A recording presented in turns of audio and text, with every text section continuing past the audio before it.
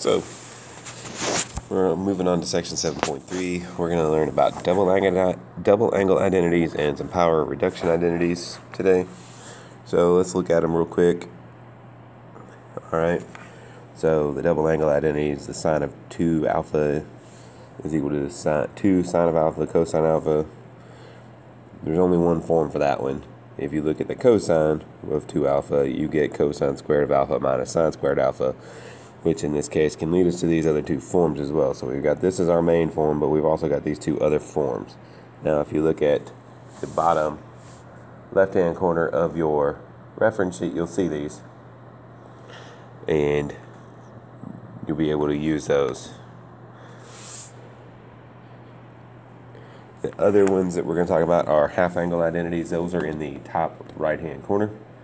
And there's also the alternate form, which in this case are the power reduction identities.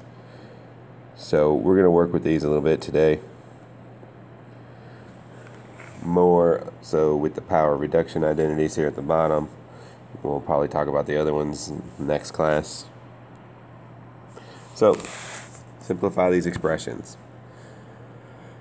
So I've got cosine squared of an angle minus sine squared of the exact same angle, which are 28 degrees. I need to recognize this as a double angle identity,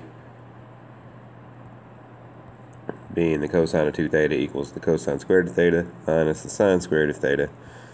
In this case, theta is equal to 28 degrees. So really, I've got the cosine of 2 times 28 degrees, which is equal to the cosine of 56 degrees. And that's all we're doing right now. We don't have to go any further.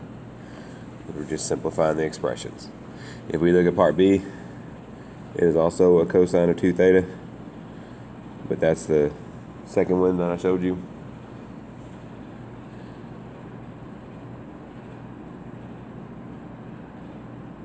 And then there's a theta there.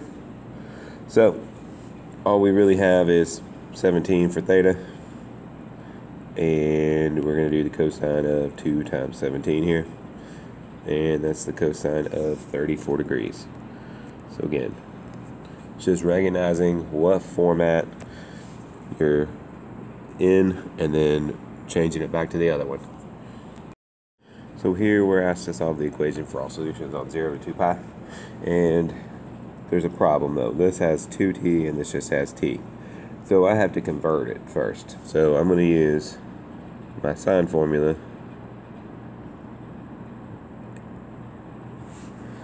to do that. Alright, so now I'll have something in terms of t and then I can solve like we've been solving. So I've really got 6, and then I've got 2 sine of t cosine of t plus 9 sine of t equals 0.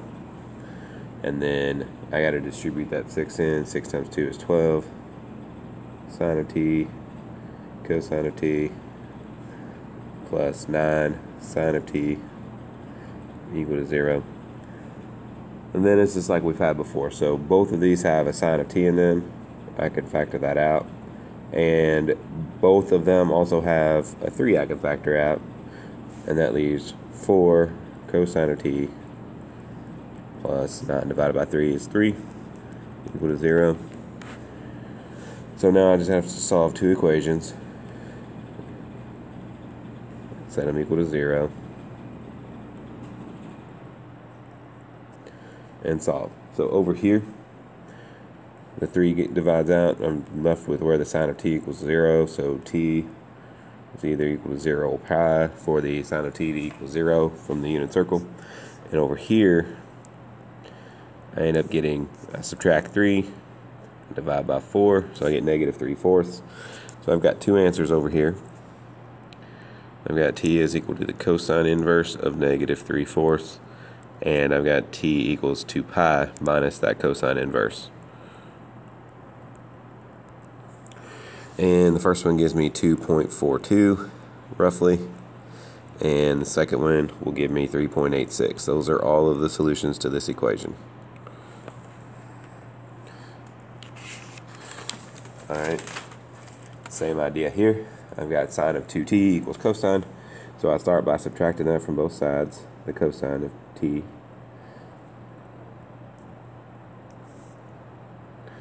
And this is the same thing. I've got sine of 2t. I want to make it into just t, so that's 2 sine of t cosine of t minus the cosine of t equal to 0. I can factor a cosine of t out of both of these, and I'm left with 2 sine of t minus 1 equal to 0. So I'm looking for when the cosine of t equals 0 and when 2 sine of t minus 1 equals 0. So we've done a bunch of these already. So that's at pi over 2 and 3 pi over 2 on our unit circle. And I add 1 to both sides. I get 2 sine of t equals 1. Sine of t equals 1/2 in this case. So my other values of t happen at pi over 6 and 5 pi over 6. So you look at your unit circle. Alright. We are asked to use a double half angle or power reduction formula to rewrite this without exponents. So right now my exponent is the squared part, so I want to get rid of that. And if I look at my formula sheet, we have this nice little thing that says cosine of theta equals 1/2 1 plus cosine of 2 theta. Or we could rewrite it as 1 plus the cosine of 2 theta over 2. Either way works. I don't care how we do it. So all we're doing right now, theta is equal to 5x, and we're going to plug that into our formula.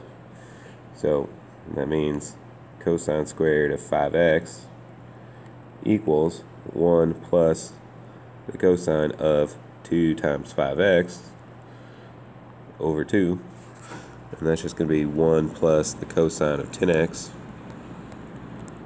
over 2. Alright, so it's just a matter of plugging it in. Sometimes you'll have a few more things together.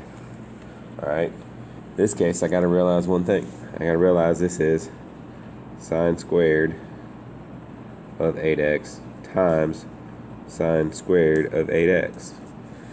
And if you look at our sine squared formula, we see that sine squared of theta is equal to 1 minus the cosine of 2 theta over 2. So a very similar formula to the cosine. So I'm going to replace theta in my formula with 8x, and I get 1 minus the cosine of 8 times 2 is 16x over 2 times 1 minus the cosine of 16x, also over 2. So I have to multiply this together, and that gives me 1 times 1 is 1. Negative cosine of 16x times 1 is negative cosine of 16x. I've got 2 of those. And 2 times 2 is 4. And then I've also got a cosine squared.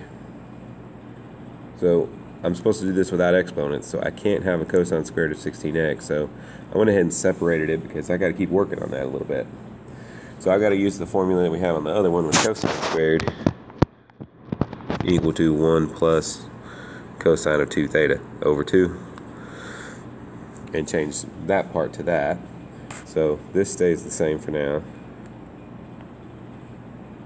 And the second part becomes 1 plus the cosine of 2 times 16, which is 32x, over 2 on the bottom times 4.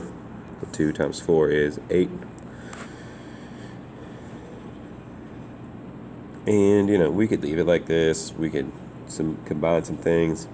If we combine some things, we end up with, so the first fraction is 1/4 minus this 2 and this 4 will cancel out. So 2 divided by 4 is 1 on top of 2 on the bottom. So the top becomes cosine of 16x.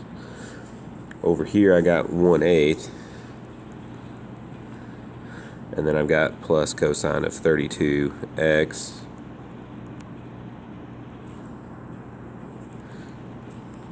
I need a little bit more room.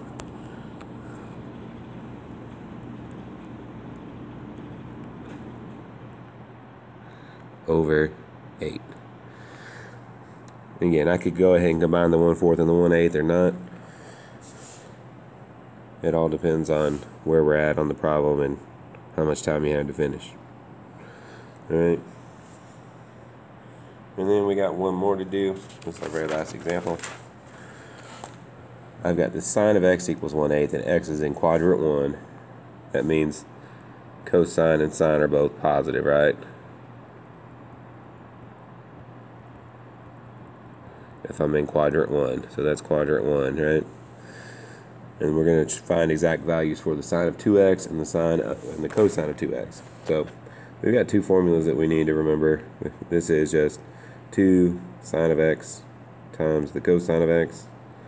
And this one is just cosine squared of x minus the sine squared of x from our formula sheet. Now the second one, we have multiple options. It doesn't matter which one we go for. I know what the sine of x is, so I can use that. I still have to find the cosine of x, and guess what? We do this like we did before, where we know the sine squared plus the cosine squared of x equal 1. So I got to square 1/8 plus the cosine squared of x equals 1. So cosine squared of x is equal to 1 minus 1/8 squared. 1/8 squared is 1 over 64. Alright, so I got 1 minus 1 over 64, so the cosine squared of x is equal to 63 over 64. And since I'm in the first quadrant, when I take the square root of that, I got the square root of 63 over the square root of 64. It's going to be positive because I'm in the first quadrant. So the bottom's going to be 8. 63 is 9 times 7. Square root of 9 is 3. Square root of 7 stays. So that's my cosine of x. So now I can go back and do part A. So part A, I'm just going to do 2 times the sine of x, which is 1/8, times this bad boy, 3 square root of 7 over 8. We got to multiply. I got 2 times 1 times 3 is 6. Square root of 7. 8 times 8 is 64. And both of these can be reduced. The 6 and the 64 both contain a 2. So I can take that 2 out and cancel and get 3 square root of 7 over 32 for part A. Part B, I need cosine squared minus sine squared. Well, hey, I've already got cosine squared. So that's 63 over 64. Minus, and I already got my sine squared, 1 over 64. So that is equal to 62 over 64.